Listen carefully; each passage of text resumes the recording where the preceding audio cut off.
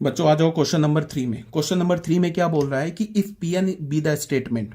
अच्छा, ये जो अभी मैंने जो लेक्चर दिया ये रीजन क्या हो गया कि इसको मैं बोल रहा था क्वेश्चन को अच्छे से रीड करो, ठीक है। तो देखो क्या है क्वेश्चन में क्या बोल रहा है, if P n is the statement. हमारे पास पी एन एक स्टेटमेंट है। क्या स्टेटमेंट है, 2 to the power 3n - 1 is an integral multiple of 7। ये क्या हमारा 7 का इंटीग्रल मल्टीपल है, ठीक है। तो इसका मतलब कि ये जो इसमें तुम n का वैल्यू डालोगे ना, जैसे तुम डाल के देख लो, n का वैल्यू 1 डालो तो क्या होगा, 2 to the power 3 - 1, 8 - 1 इज 7, तो 7 7 का इंटीग्रल मल्टीपल है। n का वैल्यू 2 डालो, तो n का वैल्यू 2 डालोगे तो क्या हो जाएगा, 2 to the power 6। n हमारा इंटीजर है, n का वैल्यू -1 नहीं डाल सकते हो, n का वैल्यू 0 नहीं डाल सकते हो, n हमारा इंटीजर है। ये सॉरी इंटीजर नहीं, नेचुरल नंबर है, ठीक है। तो n का वैल्यू तुमने डाला 2, तो यहाँ पे क्या हो जाएगा, 2 to the power 6 - 1। 2 to the power 6 क्या होता है, 4 8 16 32 64, 64 - 1 क्या होता है 63। तो 7 9 63, तो 7 9 तो हो गया ना मल्टीपल 7 का। तो यहाँ पे तुम n का वैल्यू कोई भी नेचुरल नंबर लो, ये जो पूरा एक्सप्रेशन का वैल्यू आएगा ये 7 का मल्टीपल होगा।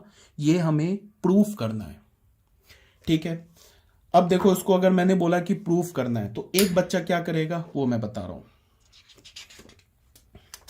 एक बच्चा करेगा, एक बच्चा इसको ऐसे बोलेगा कि अच्छा किसको 7 का मल्टीपल प्रूफ करना है, इसको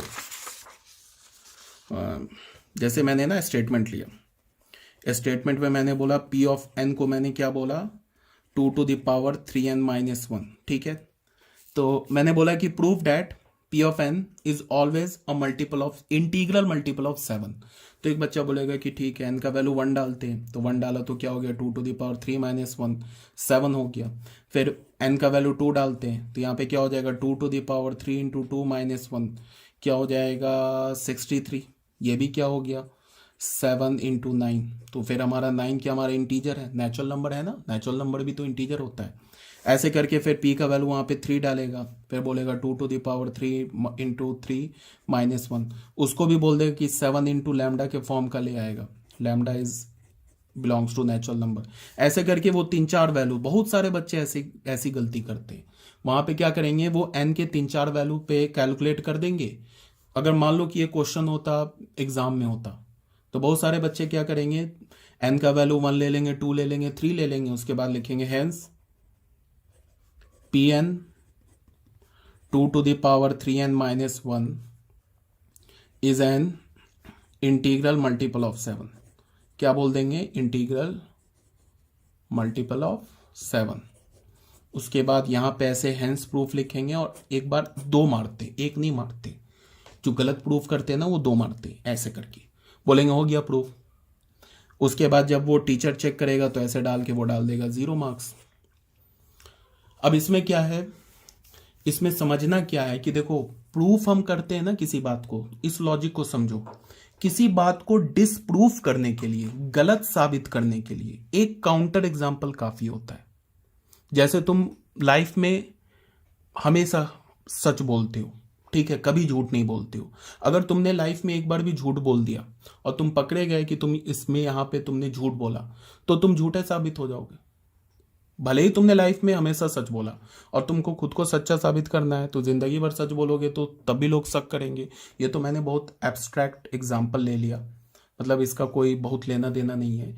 कहने का ये मतलब है कि अगर हमें किसी थ्योरम को डिसप्रूफ करना है, गलत साबित करना है, तो उसके लिए अगर मैंने एक भी काउंटर एग्जाम्पल दिखा दिया, मैंने एक भी एन का वैल्यू ऐसा खोज लिया, यहां पे एक भी एन का ऐसा वैल्यू खोज के निकाल दिया जिसपे पी ऑफ एन 7 का इंटीग्रल मल्टीपल नहीं है, एक भी एन का ऐसा वैल्यू खोज लिया। मान लो एन का वैल्यू मैंने 99 खोज लिया और मैंने देखा है कि 2 to the power 3 × 99 - 1 ये जो पूरा नंबर आया ये 7 का इंटीग्रल मल्टीपल नहीं है। अगर मैंने ये प्रूफ कर दिया, दिखा दिया, तो फिर ये जो हमारा स्टेटमेंट है ना ये फॉल्स हो जाएगा, फॉल्स, गलत हो जाएगा। मेरी बात आ रही है समझ में?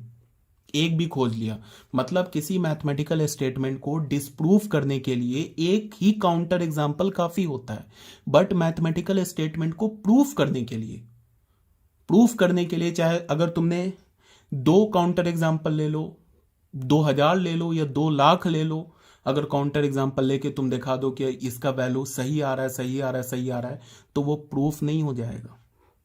जैसे यहाँ पे मैंने n का वैल्यू 1 2 3 लेके दिखा दिया कि ये सारे जो आ रहे हैं वो n के इंटीग्रल मल्टीपल आ रहे हैं, तो इसका ये नहीं है कि ये स्टेटमेंट हमारा प्रूफ हो जाएगा।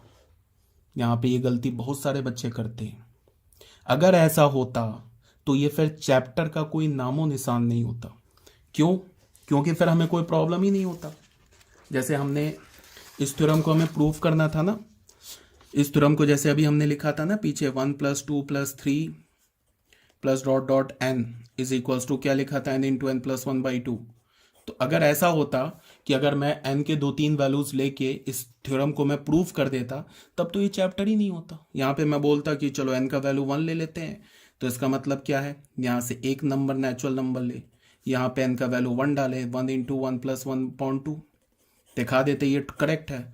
फिर n का वैल्यू 2 लेंगे तो यहाँ से 2 नेचुरल नंबर लेंगे, तो इसका मतलब 1 + 2, फिर यहाँ 2 डालेंगे तो होगा 2 इंटू 2 प्लस 1/2, ये भी करेक्ट है। फिर n = 3 के लिए करेक्ट दिखा दिया, n = 4 के लिए करेक्ट दिखा दिया। उसके बाद लिखा हेंस, इसको हमने P ऑफ n स्टेटमेंट मान लिया, ठीक है। हेंस फिर हमने लिखा P of n is true. अगर ऐसा होता तो फिर दिक्कत क्या थी, तो ये तो चैप्टर ही नहीं पढ़ते। इससे प्रूफ नहीं होता बच्चों, याद रखना। अगर मैंने एक काउंटर एग्जाम्पल दिखा दिया, मैंने अगर दिखा दिया कि n = 3 के लिए ये हमारा Pn रॉन्ग रिजल्ट दे रहा है, तो फिर ये डिसप्रूफ हो गया। बट अगर मैं n के करोड़ वैल्यू के लिए भी दिखा दूं ये करेक्ट रिजल्ट दे रहा है, तो प्रूफ नहीं हुआ। याद रखो, बहुत बोल दिया मैंने आई थिंक ओवर एक्सप्लेनेशन कर दिया इसका, ठीक है। तो अब हम लोग क्या करते हैं, इसमें क्वेश्चन को सॉल्व करते हैं। क्वेश्चन को हमने क्या करते हैं, अभी क्वेश्चन सॉल्यूशन अब करते हैं। सॉल्यूशन में क्या है, P ऑफ n। सबसे पहला काम क्या करेंगे, P ऑफ n स्टेटमेंट लिखेंगे। क्या होगा हमारा 2 to the power 3n -1। इसको हमने क्या बोला, is an integral multiple of 7। इसको हमने बोला कि ये 7 का इंटीग्रल मल्टीपल है, ठीक है। तो अगर ये 7 का इंटीग्रल मल्टीपल है तो P ऑफ n किसके इक्वल हो जाएगा, ये जो लिखा है ना 2 to the power 3n -1, ये किसके इक्वल हो जाएगा, 7 लैम्डा के इक्वल हो जाएगा, where lambda belongs to natural number. देखो यहां पे क्या है कि इंटीग्रल मल्टीपल बोलने का ये मतलब है कि इंटीजर हम नेचुरल नंबर को भी बोलते हैं, नेचुरल नंबर भी हमारा इंटीजर होता है। इंटीजर को हम सेट में अगर तुमने पढ़ा है तो इंटीजर को हम किससे रिप्रेजेंट करते हैं, z से। ये हमारा क्या होता है, -3 -2 -1 0 1 2 3 से लेके इन्फिनिटी तक होता है। तो इंटीजर में देख लो 1 से लेके इन्फिनिटी तक ये नेचुरल नंबर भी आ गया। तो यहाँ पे इंटीग्रल मल्टीपल बोलने का मतलब कि जो मल्टीपल होगा, जो लैम्डा होगा, वो नेचुरल नंबर होगा, ठीक है। तो अगर ये इंटीग्रल मल्टीपल है तो n के वैल्यू के लिए इसको हम क्या लिख सकते हैं, 7 लैम्डा, ठीक है। अब यहां पे हमें क्या प्रूफ करना है, नाउ क्वेश्चन में गिवन क्या है, क्वेश्चन में गिवन है कि if P R is true, अगर पी आर ट्रू है तो प्रूफ करो कि पी आर प्लस 1 भी ट्रू है, ठीक है। क्वेश्चन देख लो, if P R is true then prove that P R plus 1 is also true. तो हमने क्या करना है कि now P R is true, ये तो गिवन है क्वेश्चन में ही गिवन है कि पी आर ट्रू है, ठीक है। तो पी आर अगर ट्रू है तो इसका क्या मतलब है, इसका मतलब है कि 2 to the power 3r -1, n की जगह r डाल देंगे तो हमें पी आर मिल जाएगा। ये स्टेटमेंट क्या है, is an integral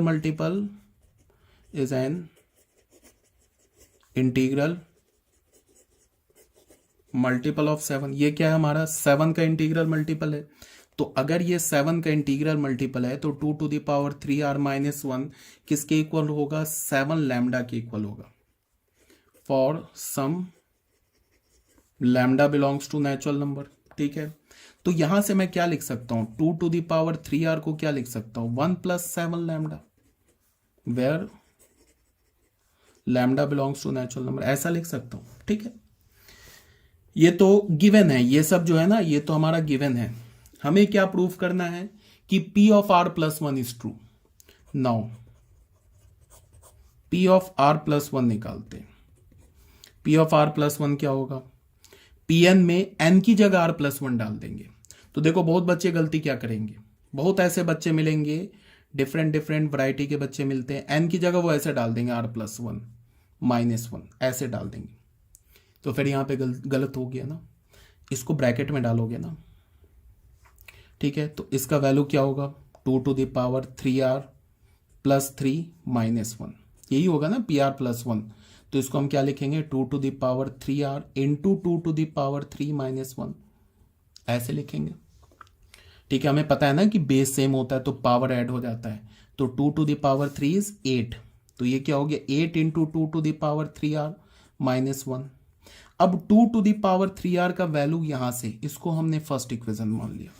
2 to the power 3R का वैल्यू मैं क्या डाल सकता हूं, 1 प्लस 7 लैम्डा डाल सकता हूं माइनस वन। यहां से हमने क्या बोल दिया, फ्रॉम 1।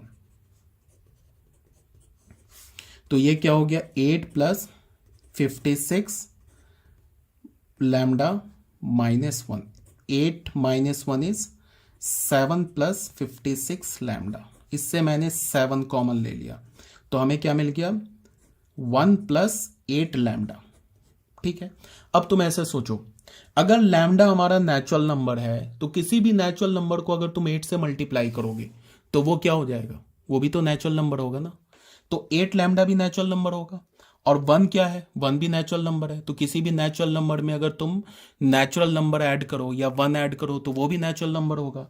तो 1 प्लस 8 लैम्डा भी हमारा नेचुरल नंबर होगा, ठीक है ना।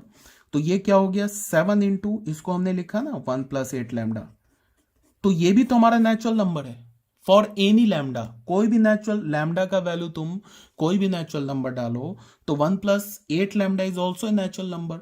तो इस नेचुरल नंबर को हमने म्यू बोल दिया। क्या बोल दिया, म्यू। इसे क्या बोलते हैं, म्यू। तो ये किसके इक्वल हो गया 7 म्यू, ठीक है। यहां पे हमने लिख दिया where mu is equal to 1 plus 8 lambda, ठीक है। तो देख लो PR प्लस वन किसके इक्वल हो गया, 7 म्यू के इक्वल हो गया। म्यू किसके इक्वल है, 1 प्लस 8 लैम्डा, और म्यू है हमारा क्या, नेचुरल नंबर। तो फाइनल हमें PR प्लस वन किसके फॉर्मेट में मिला, PR प्लस वन हमें 7 इंटू म्यू के फॉर्मेट में मिला ना, हमें 7 इंटू म्यू के फॉर्मेट में। तो अगर कोई भी नंबर 7 इंटू म्यू के फॉर्मेट में, इसका मतलब क्या है, वो 7 का इंटीग्रल मल्टीपल है। तो हो गया प्रूफ, ठीक है। तो यहां से हमें क्या पता चला, this implies that P of R plus 1 is an integral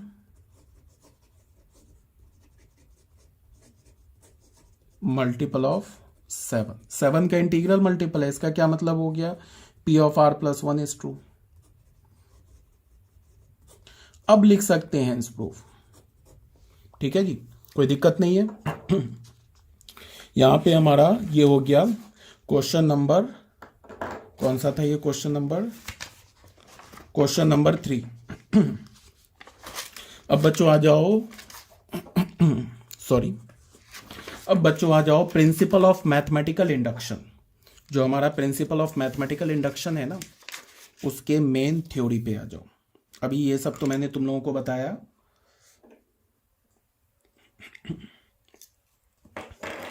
first principle of mathematical induction. अब कोई बोलेगा कि फर्स्ट अगर है तो सेकंड क्या है, तो सेकंड हम आगे देखेंगे।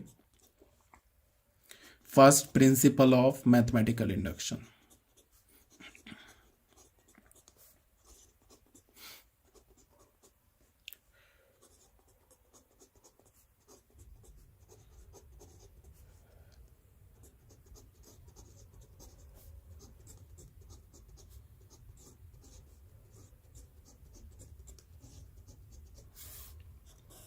First principle of mathematical induction.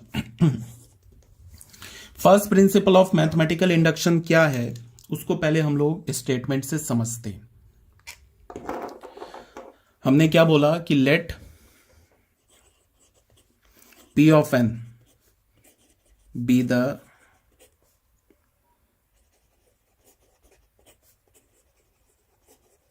Mathematical statement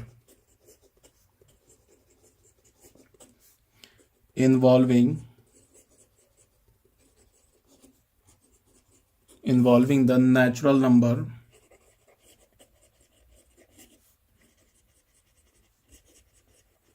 n such that, सबसे पहले हमने अज्यूम क्या किया कि P ऑफ n जो है हमारा एक मैथमेटिकल स्टेटमेंट है जो नेचुरल नंबर इज इसमें इन्वॉल्व हो रहा है, सच दैट पहला P ऑफ 1 इज ट्रू। अब याद करो टाइल्स वाला जो मोटिवेशन में बताया था, P ऑफ 1 इज ट्रू, तो अगर P ऑफ 1 ट्रू है इसका मतलब कि पहला टाइल गिर गया। ठीक है, ये एक्चुअल में क्या हो रहा है, मैथमेटिकल इंडक्शन, इसमें हम लोग ना मतलब कुछ समथिंग लाइक चेन रिएक्शन हम लोग ऐसा करेंगे जैसे अभी मैंने तुम लोग को बताया था ना, इस टाइप का मैंने रिजल्ट बताया था ना अभी तुम्हें कि अगर n इज इक्वल टू 1 2 3 4 के जगह 5 6 7 9 करोड़ में भी n is equal to 1 crore के लिए भी ट्रू दिखा दोगे तो ये स्टेटमेंट हमारा ट्रू प्रूफ नहीं होगा।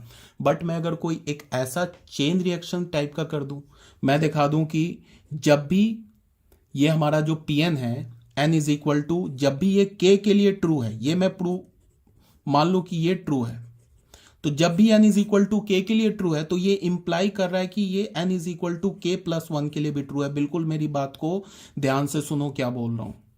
तो सबसे पहले एक बार फिर से रिपीट कर रहा हूं, अगर तुम इस स्टेटमेंट को n इज इक्वल टू 1 के लिए 2 के लिए 3 के लिए 4 के लिए करते करते 10 ट्रिलियन तक तुमने दिखा दिया कि ये ट्रू हो रहा है, n is equal to 10 trillion तक ये ट्रू है, तो भी जाके ये स्टेटमेंट ट्रू नहीं हुआ।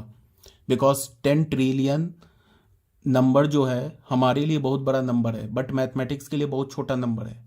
ठीक है, तो मैं ये बोल रहा हूँ कि अब हम लोग इसको प्रूफ कैसे करेंगे कि अगर मैंने ये दिखा दिया कि जब भी ये जो हमारा स्टेटमेंट है ना Pn, ये जो हमारा स्टेटमेंट है 1 + 2 + 3 ऐसे जो स्टेटमेंट है sum of first n odd natural number n + 1/2, जब भी ये हमारा statement n is equal to k के लिए ट्रू होता है, जब भी ये n is equal to k के लिए ट्रू होता है तो फिर ये n is equal to k + 1 के लिए भी ट्रू हो जाता है। अगर मैंने ये प्रूफ कर दिया, ठीक है, तो इसका क्या मतलब है कि फिर ये सारे नेचुरल नंबर के लिए ट्रू हो जाएगा। कैसे? अब अगर मैंने k का वैल्यू, तो कोई भी रैंडम नेचुरल नंबर हो सकता है, अगर मैंने k का वैल्यू 4 ले लिया तो मैंने क्या बोला, अगर ये 4 के लिए ट्रू है तो 5 के लिए खुद ही ट्रू हो जाएगा। अगर मैंने n का वैल्यू 6 ले लिया तो फिर 7 के लिए ट्रू हो जाएगा। तो एक समथिंग चेन रिएक्शन नहीं बन गया। तो इसका मतलब क्या है कि तो कोई भी नेचुरल नंबर है। अगर मैंने बोला कि 1000 के लिए क्या ये स्टेटमेंट ट्रू है, तो अगर k का वैल्यू तुमने 999 ले लिया, अगर 999 के लिए स्टेटमेंट ट्रू है तो फिर 1000 के लिए भी ट्रू हो जाएगा। तो अगर मैंने दिखा दिया कि ये n is equal to k के लिए ट्रू है तो ये इंप्लाई कर रहा है कि n is equal to k + 1 के लिए भी ट्रू है। अगर ये ट्रू है तो ये भी ट्रू इंप्लाई कर रहा है, तो फिर ये सारे नेचुरल नंबर के लिए ट्रू हो जाएगा। और यही हमारा मेन जो थीम है इस पूरे चैप्टर का। इसी लॉजिक को हम यूज करके इस जो क्वेश्चंस है ना, जो मैथमेटिकल फॉर्मूलाज जिसमें नेचुरल नंबर इन्वॉल्व है, इन सारे फॉर्मूलाज को हम प्रूफ करेंगे यही लॉजिक यूज करके। सबसे पहले क्या दिखाएंगे, ये हमारे पास कोई फॉर्मूला गिवन होगा नेचुरल नंबर में, ठीक है, पहले दिखाएंगे कि P1 के लिए ट्रू है। ठीक है, सबसे पहले इसका मतलब पहला टाइल गिर गया। उसके बाद हम मान लेंगे कि Pk के लिए भी ट्रू है, इसका मतलब kth टाइल भी गिरा। अगर टाइल के केस में ये ऐसे एब्स्ट्रैक्ट है बट एक मतलब कनेक्ट करने के लिए kth टाइल भी गिर गया।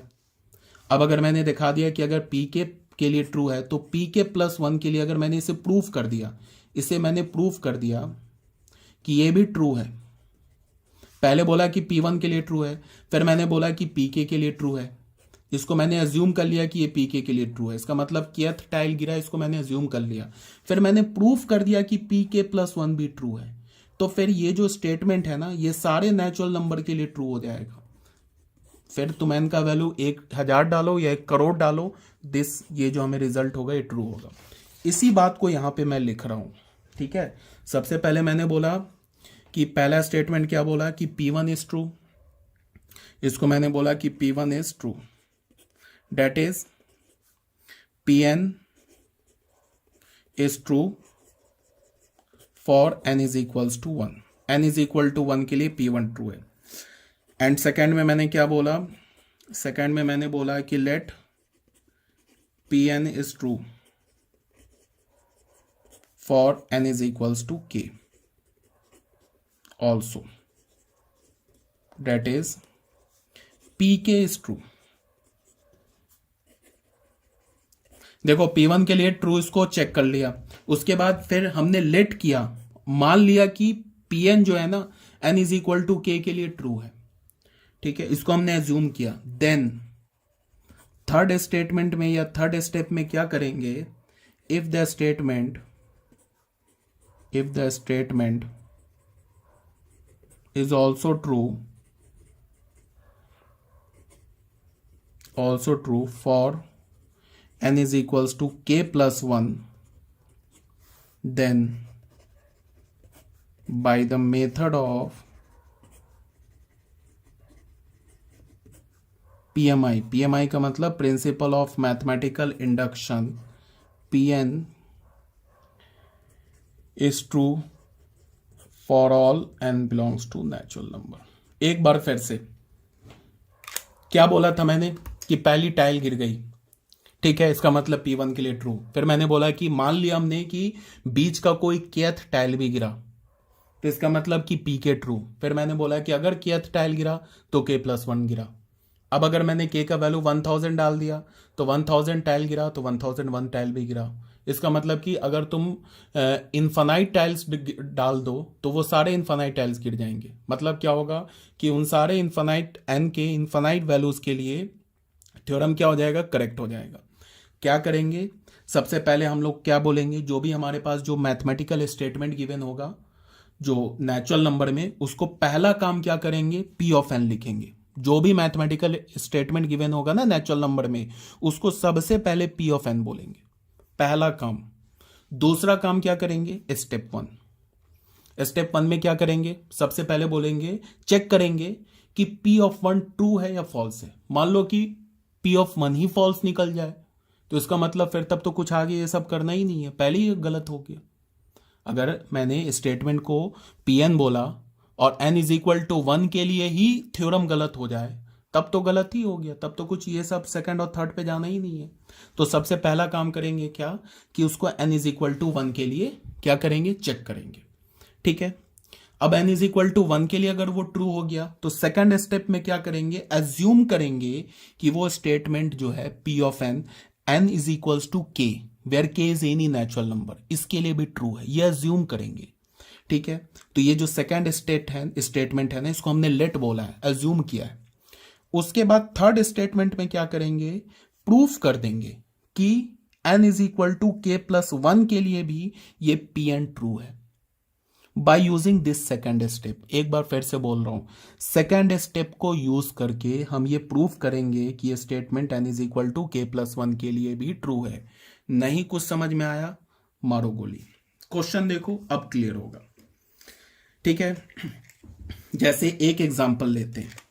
अब बेटा ये जो एग्जांपल ले रहा हूं ना, ये एग्जांपल एनसीईआरटी का है, ठीक है। मैं दिखा देता हूं, एनसीईआरटी बुक है मेरे पास। मैं तुम्हें अभी जो एक एग्जांपल लेता हूं इसके बीच में, जैसे मैंने बोला है ना कि थ्योरम के बीच में भी एग्जांपल होते हैं। आई होप दिख रहा है तुम लोगों को। देखो ये जो देख रहे हो ना, ये एनसीईआरटी का एग्जांपल है ना, इसको मैं अभी प्रूफ करूंगा। अब जो भी मैं क्वेश्चन करूंगा ना, जितने भी क्वेश्चन करूंगा वो सारे क्वेश्चन एनसीईआरटी से करूंगा, 1 बाय 1। एग्जाम्पल 1 के बाद 2, 3, 4, 5, 6, 7, 8, एक एक एग्जाम्पल करूंगा, 8। उसके बाद ये देखो एक्सरसाइज 4.1 के जितने भी क्वेश्चंस है 1 बाय 1 सारे क्वेश्चंस मैं सॉल्व कर दूंगा A to Z, ठीक है। तो बस वीडियो लेक्चर में मेरे साथ बने रहो और लाइक और सब्सक्राइब कर दो, ठीक है, क्योंकि मैं भी मेहनत कर रहा हूं। तो ठीक है, तो क्वेश्चन नंबर इसके एग्जाम्पल में हमने एनसीईआरटी का फॉर एग्जाम्पल देखो एक क्वेश्चन लिया। एग्जाम्पल में मैंने एक क्वेश्चन लिया, प्रूव यूजिंग पीएमआई, ठीक है। क्या हमें यूज करना है पीएमआई से, पीएन। क्या स्टेटमेंट है, 1 + 3 + 5 + 7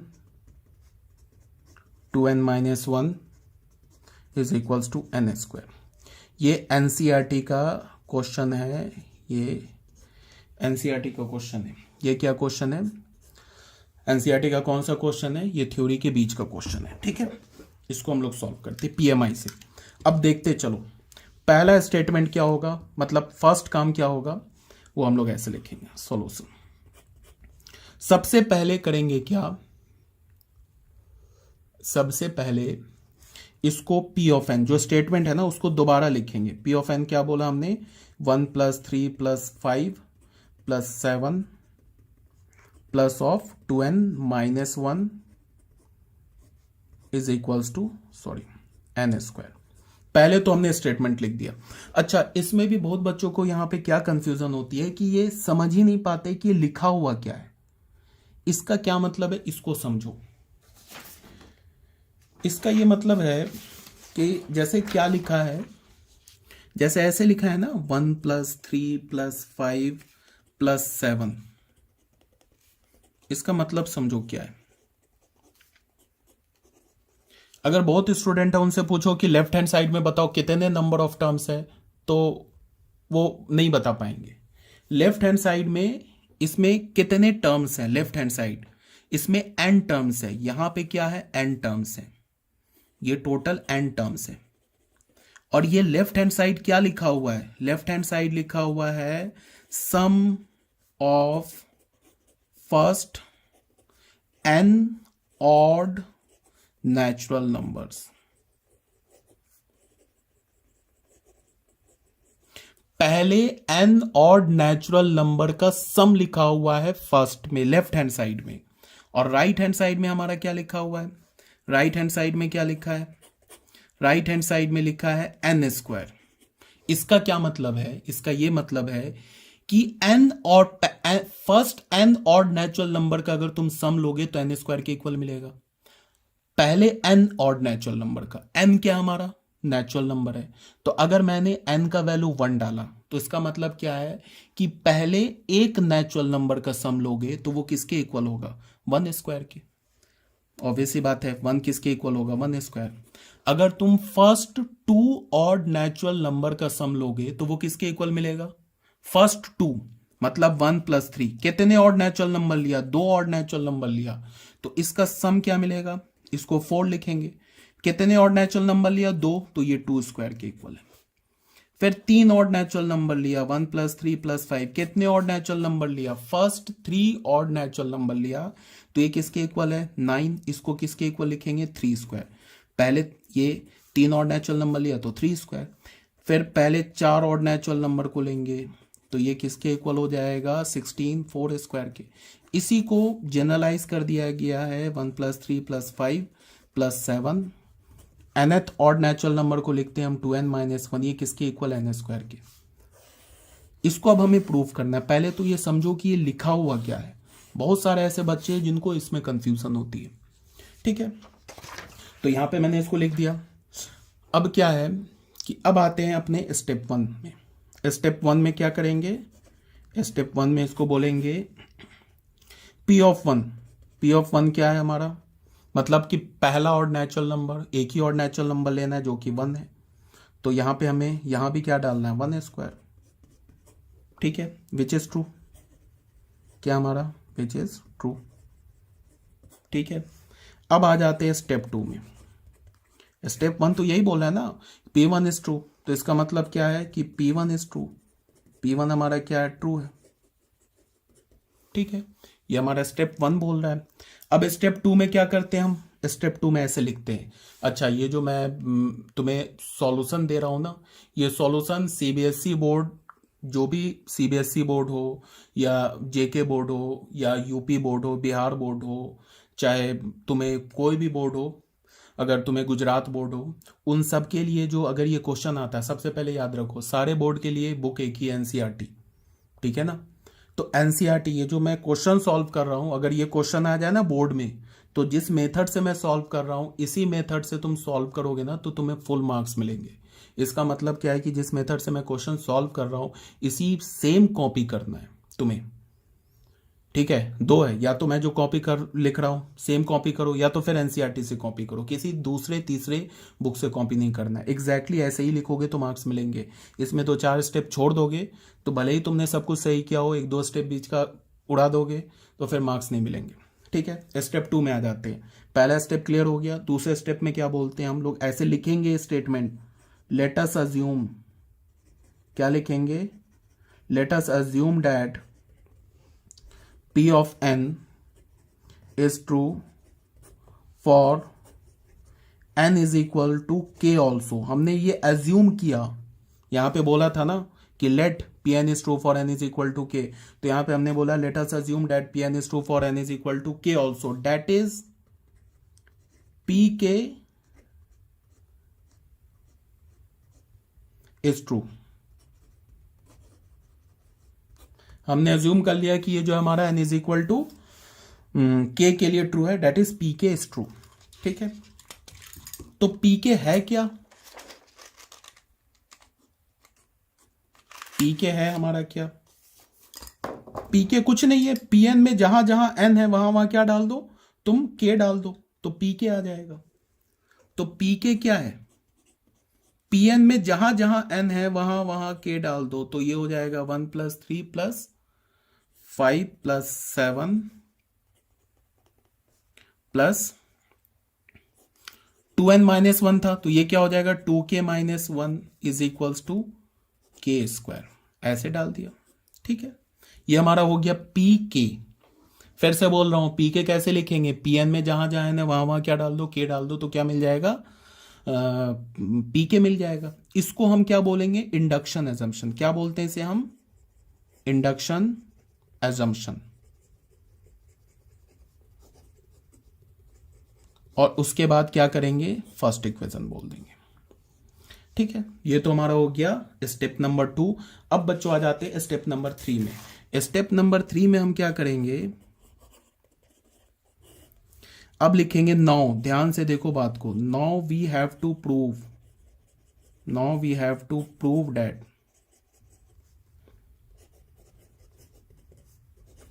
Pn is true, Pn is true for n is equal to k + 1 also। ठीक है, हम लोग क्या करेंगे, now we have to prove that Pn is true for n is equal to k + 1 also, that is P of k + 1 is true। मेरी बात को ध्यान से सुनो, फिर से एक बार रिवाइज कर रहा हूं, हमने क्या किया अभी तक। सबसे पहले जो स्टेटमेंट गिवन था उसको P of n बोल दिया, पहली बात। दूसरी बात, हमने P1 पे चेक किया, फर्स्ट स्टेप क्या था हमारा P1, उस पे चेक किया, करेक्ट मिल गया। सेकंड स्टेप क्या किया हमने, सेकंड स्टेप में हमने अज्यूम किया कि जो हमारा Pn है वो क्या है, n इज इक्वल टू के के लिए ट्रू है, मतलब P of k is true. अब P of k लिखेंगे कैसे, Pn में जहां जहां n है, फिर से बोल रहा हूं, Pn में जहां जहां तुम्हें लेफ्ट हैंड साइड में जहां n दिख रहा है और राइट हैंड साइड में जहां पे तुम्हें n दिख रहा है वहां पे k डाल दो, तो क्या आ जाएगा, P of k आ जाएगा। उसको हम क्या बोलेंगे, इंडक्शन एजम्पशन। फर्स्ट इक्वेशन बना के छोड़ दिया। अब थर्ड स्टेप में क्या करेंगे कि जो P of n है उसको n is equals to k + 1 के लिए ट्रू प्रूफ करेंगे। किसके हेल्प से, पीके के हेल्प से, इसके हेल्प से। ठीक है, हमें क्या प्रूफ करना है कि pk + 1 is true with the help of this pk, इस pk के हेल्प से। तो जो हमें प्रूफ करना है पहले उसको मैं लिख लेता हूं। अब फिर समझो ध्यान से, pk + 1 को मैं लिखता हूं, इसको हमें प्रूफ करना है। pk + 1 है क्या, पहले तो pk + 1 में क्या होगा, कितने टर्म्स होंगे pk + 1 में, pk में कितने टर्म्स हैं, k टर्म्स हैं। P of n में कितने टर्म्स हैं, n टर्म्स हैं। तो P of k + 1 में कितने टर्म्स होंगे, k + 1 टर्म्स होंगे। ठीक है, तो सबसे पहले जाएंगे k टर्म्स तक, 1 टर्म, 2 टर्म, 3rd टर्म, ऐसे करके गए। कितने टर्म्स तक गए, यहां तक तो आ गए 2k - 1। यहां तक कितने टर्म्स तक गए, यहां तक तो k टर्म्स तक गए। अब ये तो k टर्म्स तक है, अब एक आगे लिखना है ना हमें, कौन सा टर्म लिखना है, k + 1 टर्म। तो k + 1 टर्म को कैसे लिखेंगे, ये जो kth टर्म है ना, kth टर्म, इसमें इस k की जगह k + 1 डाल देंगे। याद है 10th क्लास में सीक्वेंस एंड सीरीज पढ़ते थे हम लोग, सीक्वेंस एंड सीरीज चैप्टर था, उसमें क्या बोलते थे, ऐसे करके हमारे पास जो nth टर्म होता था, याद करो 10th क्लास की बात बता रहा हूँ, मान लो nth टर्म हमारे पास आ जाता था 5n+6, तो n का वैल्यू 4 डालते थे तो कौन सा टर्म, n की जगह 4 डालते थे तो फोर्थ टर्म आ जाता था, 5 × 4+6। n की जगह 5 डालते थे तो क्या हो जाता था, फिफ्थ टर्म आ जाता था। तो यहां पे क्या है, kth टर्म क्या है, यही तो जनरल टर्म है ना हमारा, an क्या होता था हमारा, जनरल टर्म होता था। देख लो ये जनरल टर्म है, यहां पे तुम k का वैल्यू 1 डालोगे ना तो फर्स्ट टर्म आ जाएगा, k का वैल्यू 2 डालोगे तो सेकंड टर्म आ जाएगा, k का वैल्यू 3 डालो, डाल के देखो 3 × 2 = 6 - 1 थर्ड टर्म आ जाएगा। अब ये क्या हमारा kth टर्म है, अब मैं इस k की जगह k+1 डालूंगा तो k+1th टर्म आ जाएगा। k की जगह अगर मैं 3 डालूं तो थर्ड टर्म आ गया, k की जगह 4 डालूं तो फोर्थ टर्म आ जाएगा। तो k की जगह k+1th टर्म डालूं, k+1 डालूं, k की जगह क्या डालूं, k+1, तो कौन सा टर्म आ जाएगा, k+1th टर्म आ जाएगा। ठीक है, ये बात आ गई समझ में। तो यहां पे हमने क्या किया, 2। अब फिर बच्चे गलती क्या करते, वो ऐसे लिखेंगे k+1 - 1 ऐसे लिख देंगे, ये गलत है, ऐसे नहीं लिखेंगे। इस k की जगह k+1 डालना है ना, तो ये ब्रैकेट में होगा, ये हमारा क्या हो गया, ये हमारा हो गया kth टर्म। ये कौन सा टर्म है, kth टर्म है। अच्छा, इस k की जगह अगर तुम k-1 डालोगे तो इससे जस्ट पहले वाला k-1th टर्म आ जाएगा। यहां पे ये कौन सा टर्म है हमारा, k+1th टर्म है। आगे बात समझ में। ये तो लेफ्ट हैंड साइड में कितने टर्म्स हो गए, k+1 टर्म हो गए। तो अब यहां देखो, लेफ्ट हैंड साइड में k टर्म्स था तो यहां पे क्या था, k था। अब इस लेफ्ट हैंड साइड में कितने टर्म्स है, k+1 टर्म्स है। तो यहां राइट हैंड साइड में भी हमें क्या करना होगा, k की जगह k+1 डालना होगा। तो हमारे पास क्या आ गया, k+1 का होल स्क्वायर। ठीक है, ये हमें क्या मिल गया, p ऑफ k+1 मिला। अब ये हमें प्रूफ करना है, प्रूफ आ रही बात समझ में, इसको हमें क्या करना है, प्रूफ करना है। तो इसको प्रूफ करने के लिए हम क्या करेंगे, बस कुछ नहीं है, लेफ्ट हैंड साइड निकालो, left hand side of pk+1, pk+1 का लेफ्ट हैंड साइड ले लो। क्या हमारे पास 1 + 3 + 5 + 7, क्या हमारे पास 2k - 1 प्लस ऑफ, इसको अगर तुम सॉल्व करोगे तो 2k + 2 - 1 क्या हो जाएगा, 2k + 1। ये हो गया लेफ्ट हैंड साइड। अब यहां से देखो, यहां से यहां तक का वैल्यू हम फर्स्ट इक्वेशन से डाल सकते हैं। ये देखो, ये k² डाल सकते हैं यहाँ पे, तो इसको हमने डाल दिया k²। ठीक है, और ये प्लस क्या हो गया, 2k + 1 हो गया। तो ये किसके इक्वल हो गया, k² + 2k + 1। तो ये क्या हो गया, ये तो k+1 का होल स्क्वायर आ गया। देख लो, k+1 का होल स्क्वायर क्या होगा, k² + 2k + 1। तो ये क्या हमारा right hand side of pk+1। तो यहां से हमें क्या पता चला कि pk+1 is true whenever pk is true, whenever pk is true। ठीक है, pk+1 ट्रू है, कब ट्रू है, जब pk ट्रू है। कैसे, क्योंकि हमने pk+1 को प्रूव करने के लिए किसका हेल्प लिया है, pk का ही तो हेल्प लिया है। दिस इंप्लाइज डैट, अब लिखेंगे फाइनल, pn इज ट्रू, या फिर ऐसे लिखो कि pn is true for all natural number, ऐसे लिख लो, या फिर ऐसे भी लिख सकते हो, hence by PMI principle of mathematical induction, pn is true for all n belongs to natural number. ये हमारा अब हो गया हेंस प्रूफ। आ रही है बात समझ में। अब मैं बता रहा हूं, इस टाइप देखो, pn, ये जो हमारा जो PMI है ना, इसमें 3 टाइप के क्वेश्चन आएंगे पूरे चैप्टर में। एक क्वेश्चन होगा जो अभी मैंने करके दिखाया, इसमें क्या है, बीच में इक्वालिटी है, सेम लॉजिक है। जितने भी क्वेश्चंस होंगे ना इक्वालिटी के, मैंने क्या बोला, मैंने तो बोला कि मैं तो अब जो भी हम लोग चैप्टर करेंगे उसमें मैं NCERT के एक एक क्वेश्चन कराऊंगा सॉल्व A to Z, चाहे वो सेम टाइप के हो चाहे वो डिफरेंट टाइप के हो। ठीक है, पूरा NCERT का तुम्हारे पास ना सॉल्यूशन तैयार हो जाएगा। और ये जो नोट्स मैं तुम्हें दे रहा हूं ना, इसको मैं डिस्क्रिप्शन बॉक्स में डाल दूंगा जब ये हमारा चैप्टर कंप्लीट होगा, इसका PDF बना के लिंक डाल दूंगा। ठीक है, वो लिंक तुम्हें गूगल ड्राइव का लिंक होगा, वहां से तुम सीधे क्या कर सकते हो, PDF तुम ये जो मैं नोट्स है ना, इस PDF को तुम क्या कर सकते हो, कॉपी कर सकते हो। ठीक है, अब क्या है कि मैंने क्या बोला कि 3 टाइप्स के क्वेश्चन होंगे। पहला टाइप का क्वेश्चन क्या होगा, जिसमें इक्वलिटी इन्वॉल्व होगा, जो अभी हमने किया है। सेम लॉजिक है, चाहे अब बाकी एनसीईआरटी के जितने भी क्वेश्चन है ना, देख लो यहाँ पे दिखाता हूँ। एनसीईआरटी के जितने भी क्वेश्चन है, जैसे ये देखो, ये इक्वलिटी इक्वलिटी, ये जितने भी इक्वलिटी दिख रहे हैं ना तुम्हें, सेम लॉजिक लगेगा जो अभी किया है। ये देखो, ये equality equality equality, same logic लगेगा। देखो क्वेश्चन नंबर 12 से लेके क्वेश्चन नंबर 17 देख लो, और क्वेश्चन नंबर 1 से लेके क्वेश्चन नंबर 11 देख लो, सेम लॉजिक है, कोई चेंज नहीं है। तो हो गया पहला टाइप का क्वेश्चन। दूसरा टाइप का क्वेश्चन में इनइक्वालिटी इन्वॉल्व होगा, जैसे इस टाइप का देखो, ये लेस देन ग्रेटर देन वाला। और तीसरे टाइप के क्वेश्चन में डिविजिबिलिटी इन्वॉल्व होगा या मल्टीपल इन्वॉल्व होगा। तो तीनों टाइप के मैं क्वेश्चन करा दूंगा तुम लोगों को, ठीक है, उसका टेंशन नहीं लेना है।